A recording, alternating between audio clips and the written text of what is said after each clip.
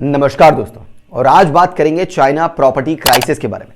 देखिए, चाइना की इकोनॉमी पूरी दुनिया की सबसे फास्टेस्ट ग्रोइंग इकोनॉमी हुआ करती थी, जिसका मेजर कंट्रीब्यूटर था यहां का प्रॉपर्टी बिजनेस, जिसने यहां की ग्रोइंग इकोनॉमी पे लगभग 70% का मार्केट कैप्चरिंग किया हुआ था। इसके सक्सेस का आइडिया इस बात से लगा सकते हैं कि पिछले 40 सालों में चाइना के अंदर प्रॉपर्टी की प्राइस कभी कम ही नहीं हुई, जिसकी वजह से बीजिंग में 120% की ग्रोथ और शंघाई के अंदर 150% की ग्रोथ प्रॉपर्टी मार्केट में देखी गई। लेकिन पिछले 2-3 सालों के अंदर चाइना के इस प्रॉपर्टी मार्केट का सिनेरियो थोड़ा बदल गया है। जो प्रॉपर्टी मार्केट पहले 70% कंट्रीब्यूशन रख रहा था, उसका कंट्रीब्यूशन घट के सिर्फ 30% का रह गया।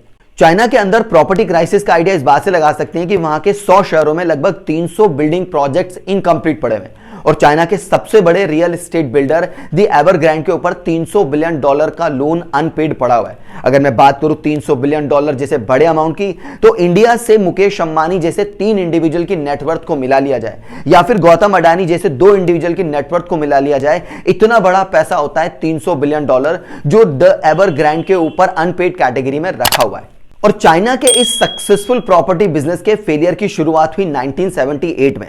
देखिए, 1978 से पहले चाइना की गवर्नमेंट ने चाइना के अंदर प्रॉपर्टी खरीदने पे बहुत सारे रेस्ट्रिक्शन लगा रखे थे, जिसकी वजह से चाइना के अंदर प्रॉपर्टी का बिजनेस ऑलमोस्ट ठप पड़ा हुआ था। लेकिन 1978 के अंदर चाइना की इकोनॉमी को एक्सीलरेट करने के लिए यहां की गवर्नमेंट ने प्रॉपर्टी से एक रेस्ट्रिक्शन हटा लिया, जिसकी वजह से लोगों में प्रॉपर्टी को खरीदने का एक क्रेज शुरू हो गया। तो यहां पे रहने वाले अर्बन लोगों ने भी यहां पे प्रॉपर्टी खरीदना शुरू कर दिया। यहां पे रहने वाले रूरल इंडिविजुअल ने भी अर्बन एरियाज के अंदर प्रॉपर्टी खरीदना शुरू कर दिया। बहुत सारे नए नए बिल्डर्स ने अपने बिजनेस को एस्टैब्लिश कर लिया, और बैंकों ने बहुत ईजी टर्म्स में लोन देना शुरू कर दिया। रिजल्ट ये हुआ कि चाइना के अंदर प्रॉपर्टी मार्केट के अंदर एक बहुत बड़ा बूम आ गया, और इकोनॉमी के अंदर एक बहुत शानदार एक्सीलरेशन आ गया।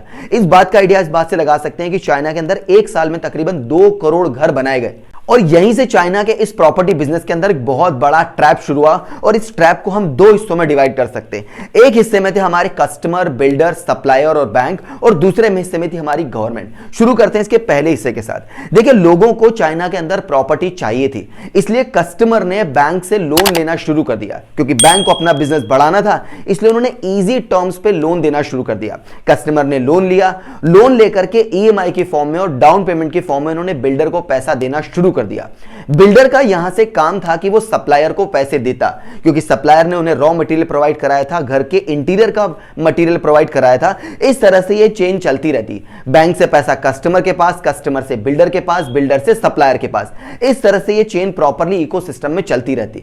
लेकिन बिल्डर ने कस्टमर से पैसा लेकर के एक नए बिल्डिंग प्रोजेक्ट में पैसा लगा दिया, क्योंकि मार्केट के अंदर एक बूम आ रहा था। उन्होंने सोचा कि नए कस्टमर जब इन्वेस्टमेंट कर ही रहे हैं, तो नया प्रोजेक्ट बेच दिया जाएगा और सप्लायर को पैसा दे दिया जाएगा। यह था हमारी कहानी का पहला ट्रैप।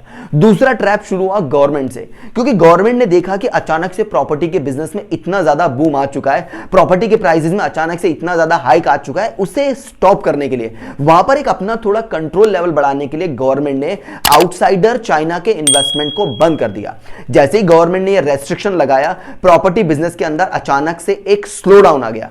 जिन इंडिविजुअल ने बाहर से इन्वेस्टमेंट करना था, उनका इन्वेस्टमेंट बंद हुआ। तो जिस बिल्डर ने एक नई बिल्डिंग में अपना प्रोजेक्ट लगाया था, सप्लायर को पैसे दिए बिना, वो बिल्डिंग का पेमेंट अब आया नहीं। जो कस्टमर जिसने ऑलरेडी ईएमआई का पैसा दिया हुआ था, वो प्रोजेक्ट ऑलरेडी इनकम्प्लीट था। तो बैंक ने जो लोन कस्टमर को दिया, कस्टमर वो लोन चुका नहीं पाया, क्योंकि इनकम और इकोनॉमी दोनों ही स्लो डाउन में चले गए। कस्टमर को घर नहीं मिल पाया, इवन उसने ईएमआई और डाउन पेमेंट का पैसा दिया था। बिल्डर जिसके पास पैसा आया था, उसने पैसा सप्लायर को नहीं दिया, उसने एक नए बिल्डिंग प्रोजेक्ट में लगा दिया। लेकिन गवर्नमेंट के रेस्ट्रिक्शन की वजह से वो नया बिल्डिंग का प्रोजेक्ट बिक नहीं पाया, क्योंकि आउटसाइड चाइना के इन्वेस्टमेंट को बंद कर दिया गया। सप्लायर जिसे टाइम पे पैसा नहीं मिला था, उसने ना तो बिल्डर को मटेरियल प्रोवाइड कराया, ना इंटीरियर मटेरियल प्रोवाइड कराया, जिससे कि वो नई बिल्डिंग भी अधूरी रह गई। रिजल्ट ये हुआ कि 100 शहरों के अंदर 300 बिल्डिंग प्रोजेक्ट इनकम्प्लीट रह गए, और चाइना के अंदर वहां के बैंक्स, कस्टमर, बिल्डर, सप्लायर सारे ही इस ट्रैप, इस रेस्ट्रिक्शन के अंदर फंस गए। और धीरे धीरे चाइना के अंदर ये प्रॉपर्टी क्राइसिस और गहराता चला जा रहा है।